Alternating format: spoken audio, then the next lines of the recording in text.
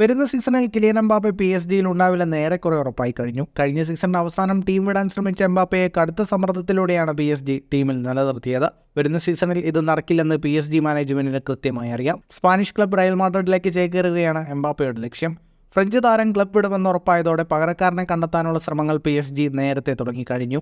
Italian മാധ്യമം കാൽസിയോ മെർക്കാറ്റോയെ ഉദ്ധരിച്ച് ESPN റിപ്പോർട്ട് ചെയ്യുന്നത് PSG എംബാപ്പയുടെ പകരക്കാരനെ കണ്ടെത്തിയെന്നാണ്.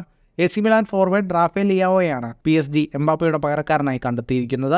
മെസ്സിയും നെയ്മറും ടീം വിട്ടതോടെ PSG വലിയ പ്രതിസന്ധിയിലായിരുന്നു.